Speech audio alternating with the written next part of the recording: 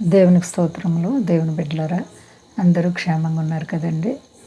మన ప్రభువైన యేసుక్రీస్తు వారి యొక్క అపారమైన ప్రేమ చేత అన్ని వేళల్లో మనం ఆదరింపబడుతున్నాం. ఆయనకే మహిమ. అందరూ బాగున్నారండి. ఈరోజు దేవుని వాగ్దానం, యూదా వ్రాసిన పత్రిక 1వ అధ్యాయము 19వ వచనం.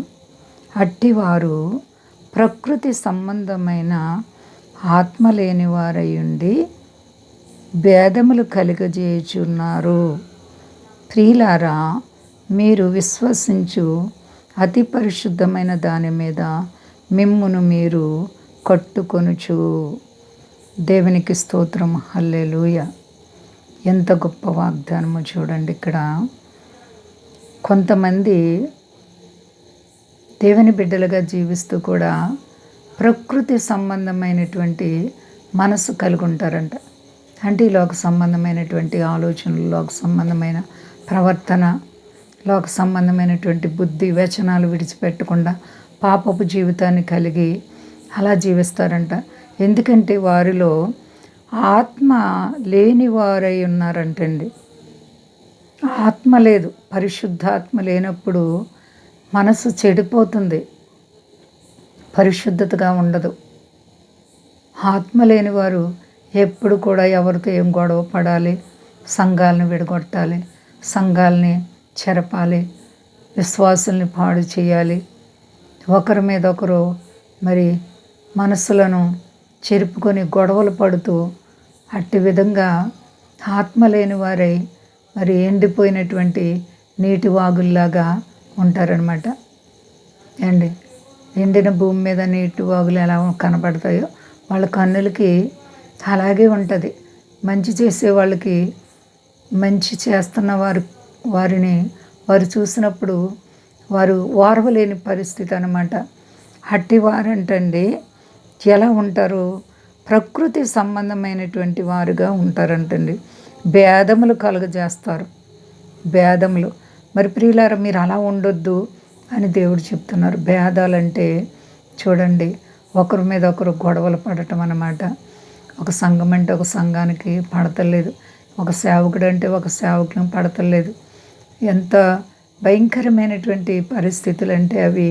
ఎందుకు అలాంటి పరిస్థితి వస్తుందంటే మరి ఆత్మ లేనందున, పరిశుద్ధాత్మ లేని కాడ చాలా అల్లర్లు అలజడలు కలుగుతూ ఉంటాయి.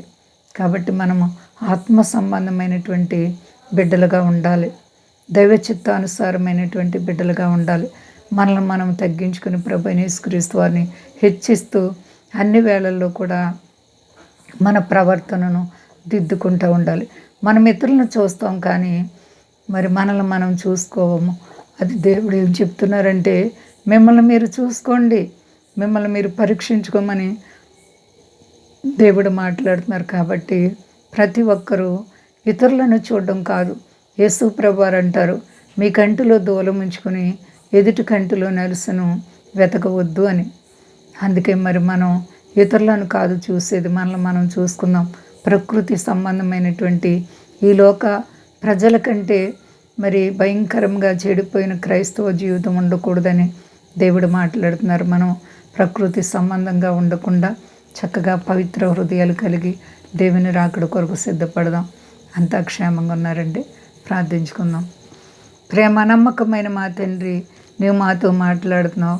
ప్రకృతి సంబంధమైనటువంటి జీవితాలు లేక ఇదిగో మరి అనేక వివాదాలు కలిగిస్తున్నారు అని, పరిశుద్ధాత్మ లేని కాడ అల్లర్లు అనేక జరుగుతూ ఉంటాయి ప్రభువా. అలాంటి పరిస్థితి కాకుండా ఆత్మ కలిగి వినయ విధేయతలుగా నీతో జీవించడానికి సహాయించి మా దేశాన్ని, దేశ నాయకులను కాపాడండి. మా దేశ ప్రజలందరినీ రక్షించండి.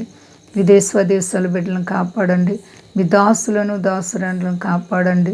రుణాలు, సమస్యలు, ఆర్థిక పరిస్థితులు, ఆయా చిక్కు సమస్యలు ఉన్న ప్రతి బిడ్డలకు యేసు నామములో విడుదల కలుగునుగాక. అందరికీ క్షేమాన్ని ఇవ్వండి. మహిమ పొందు. శక్తి గల యేసు నామమున అడుగుచున్నాను తండ్రి. ఆమేన్. అందరికీ వందనాలండి. మా కొరకు, పరిచర్య కొరకు అందరూ ప్రార్థించండి. ప్రభువారు మిమ్ములను, మీ బిడ్డలు, మీ కుటుంబాలను దీవించి ఆశీర్వదించునుగాక. ఆమేన్.